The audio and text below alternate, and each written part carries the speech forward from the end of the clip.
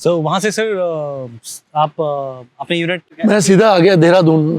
You know I was posted in 2 guards, first grenadiers, one of the oldest, मतलब 1778 की raise है ये unit.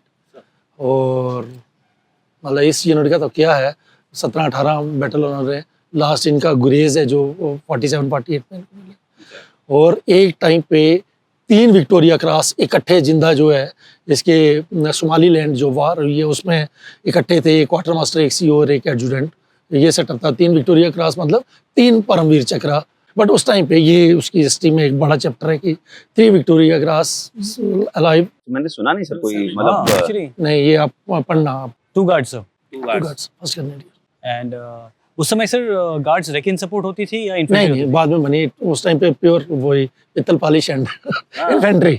Guards का uniform सबसे अट्रैक्टिव होता है सर। हमारे भी हाँ, बड़े सब। मोटिवेट होते थे यूनिफॉर्म देख करके कि गार्ड्स में जाना है, ये नहीं कि वो इतना ब्रासो कर करके बेचारों का क्या भूत बनता है। हमारी यूनिट में ये होता था कि शादी करने से पहले तो सबको कि पहले वाइफ को दिखा दो, अगर वो इतना कर लेगी तो ठीक है, she is fit for you. 2 guards में रहे। मैं वहाँ पर देहरादून में for some time I was there. उसके बाद हम सिक्किम चले गए और सिक्किम वाज ए चैलेंजिंग, लेकिन बहुत कुछ सीखने को भी मिला इनिशियल स्टेज में कि माउंटेन में कैसे LAC सामने चाइना बैठा हुआ है and all those things. Good tenure, मतलब है कि सर ये बताइए कि जैसे बहुत सारे लोगों को लगता है कि जवान के लाइफ में और ऑफिसर के लाइफ में कितना डिफरेंस है? बस इतना ही डिफरेंस मेरे को लगता है कि ऑफिसर आके वो 20-30 किलोमीटर उसी के साथ करके आके बाहर लान में बैठ के गिलास का बियर का मग सामने रख लिया और ये देखो यार अफसरों की तो ऐश है। बाकी उससे पहले वो प्लानिंग में लगा हुआ था।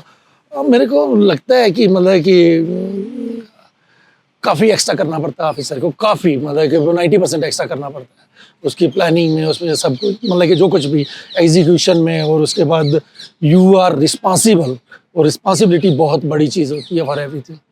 तो ट्रेनिंग तो चलो ठीक है, मोर और लेस जो है हमारा, उनको सिर्फ जो है फिजिकल करना है, हमारे को एकेडमिक्स कितना होता है, बाकी सब कुछ भी है हमारी उसमें ट्रेनिंग। और उनका फिजिकल हो गया तो बाकी सब कुछ हो गया लगभग। और मैप रीडिंग 3 हो गई तो फिर तो नहीं, आप जब आपने तो दोनों साइड से देख रखा है सर, आप जब जवान थे तो आपको कुछ लगता था कुछ या ऐसे ही? नहीं, उस टाइम पे other side green, grass is always green, है ना। बट जब इस तरफ आए तो हमारी वो मतलब है कि अफसर बन गए, अफसराने हिंद। जब यूनिट में पहुंचे तो हमारे को सारे वो फंडे 1 आधे महीने में अफसर ने क्लियर कर दिया। मैंने सोचा अभी तो हम ही है वहाँ पर हैं, अभी अफसराने हिंद हम ही है और हमारी चलेगी। और जब पहुंचे यूनिट में तो वो हालत की, मेरी अपनी unit 22 grenadier, it's first bravest of the brave of Indian army. और 98 में ये रेज हुई है और 95 में हमारे को ब्रेवेस्ट ऑफ द ब्रेव मिल चुका, 7 साल के अंदर, 7 years के अंदर। हाँ। और उसके बाद इसमें मेजर 1998 में रेज हुई, 88 जून में रेज हुई है 88 में जून, और 95 में हमारे को first bravest of the brave मिल चुका था। अगर आपको याद हो, जून सर, मेजर RK जून, Ashok Chakra, Shaurya Chakra and lieutenant Rakesh Ashok chakra.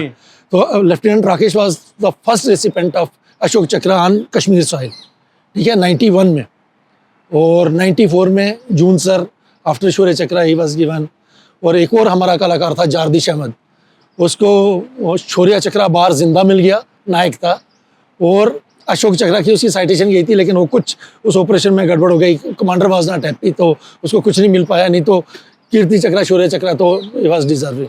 Sir मैं सबको बताना चाहता हूँ ब्रेवेस्ट ऑफ द ब्रेव क्या होता है। ब्रेवेस्ट ऑफ द ब्रेव होता है जब आपके यूनिट में अगर जो हाईएस्ट अवार्ड है, 2 अशोक चक्रा या 1 अशोक चक्रा और 1 परमवीर चक्रा, ये यूनिट जब मिलता है किसी एक यूनिट को तो उसको ब्रेवेस्ट ऑफ द ब्रेव बताया जाता है। तो हमारे bravest of the brave 111 GR का तो मुझे पता है। 111 नहीं, Ashoka 22 grenadier is the first bravest of the brave 95 में। और उसके बाद नहीं, 95 में इसका वो प्रपोजल चला था, 97 में इट वाज फर्स्ट डिक्लेयर्ड, मतलब कि जब इनको दिया है तो 22 कैनेडियर थी। उसके बाद उन्होंने बोला कि पुराना जो है परमवीर चक्रा वाले, उनको भी फिर फर्स्ट सिख को भी मिला और 2-4 यूनिट पूना आर्स को मिला जी, ओके। वो 2 परमवीर चक्रा। एंड उसके बाद फिर इन्होंने किया कि जरूरी नहीं है कि दोनों अशोक चक्रा या दोनों परमवीर चक्रा होने चाहिए, 1 अशोक चक्रा और 1 परमवीर चक्रा वो भी इक्विवेलेंट है। तो उसके बाद 111 GR एंड देन 8 जैक लाई, at Jammu and Kashmir light infantry, Chuni Lal Ashok Chakra और जी, बाना सिंह अशोक चक्रा। तो इस तरह से ये है। तो अभी तो काफ़ी हो गए हैं, बट उस टाइम पे my unit was first battalion की 2 Ashok Chakra. Even by the way 9 पैराक के पास तो अभी 5-6 हैं, लेकिन उस टाइम पे उनका they were not falling in this category की 2 अशोक चक्रा वाला। सो आप देहरादून पहुंच गए थे सर, तो उसके बाद देहरादून से देहरादून के बाद सिक्किम वाला, देहरादून में tenure was good.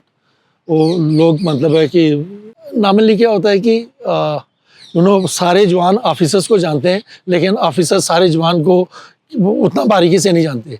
In my case ये था कि ऑफिसर्स भी जानते थे, थोड़ा बहुत पढ़ने लिखने में, थोड़ा दिखने में ठीक था, या मतलब है कि जो भी है कोई भी क्वेश्चन आंसर पूछता था तो हम बोल देते थे। इवन कैंप चल रहे हैं, एक ट्रेनिंग साइकिल होती थी उस टाइम पे, हमारे टाइम पे, कि 1-1.5 महीने की कंपनी वाइज। तो हमारे पास डाउट होते थे कि ये क्या है, ये क्या है। तो मतलब कि आई वाज नॉन कि हाँ ये है, सवाल पूछने वाले। सवाल पूछने वाले हैं या बात करने वाले हैं, या कई बार ऐसे होता ना कि वीआईपी वीवीआईपी आ रहा है, तो उस टाइम पे कंडक्ट कौन करेगा? हाँ कंडक्ट कौन करेगा, या अगर कोई सवाल पूछते हैं तो ये वहां पर होना चाहिए जवाब देने के लिए। जवाब देने के लिए।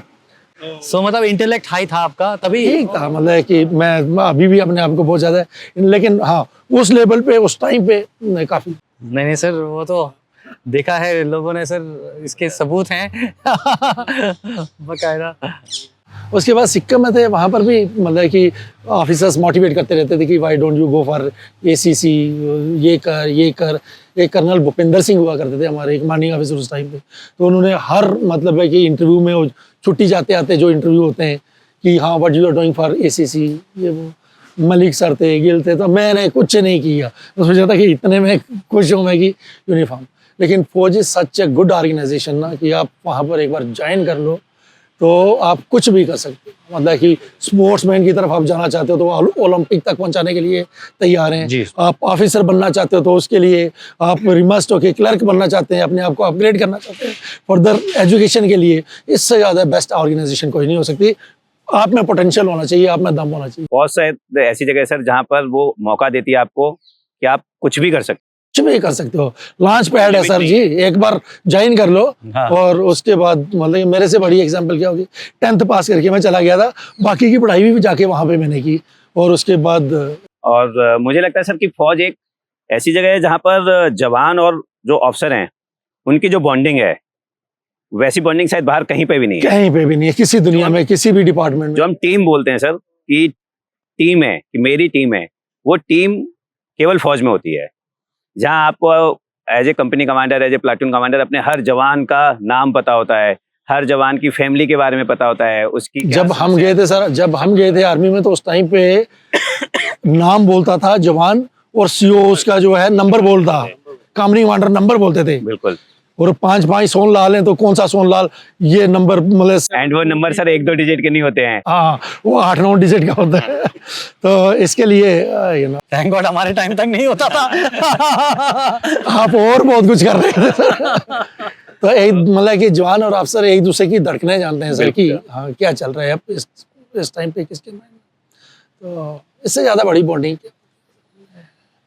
एक स्लीपिंग बैग में कारगिल की लड़ाई के टाइम पे हम 7-8 लोग, मतलब कि पैर अंदर हैं, बाकी सारे हम बाहर हैं।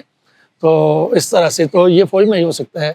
और कोई वहाँ पर अफसरगिरी नहीं है, कोई जवानगिरी नहीं है, किसी से किसी को कोई लेना देना नहीं है। एक बीड़ी में से 8-8 बंदे सूटा मारा। बिल्कुल सर, एक छोटी सी ढोक में सभी जाके सो जाते हैं, पेट्रोलिंग में सेम खाना खा रहे हैं सर, सेम। और सबसे बड़ी मतलब है कि क्या है कि एक दूसरे की परवाह में लगे हुए हैं सारे है। अफसर को ये है कि इन सबको मैंने ठीक रखना है, उनको ये है कि साहब को ठीक रखना है, और इसी कंपटीशन में वो चल रहा है। जय हिंद। आई होप आपने इस क्लिप को एंजॉय किया है।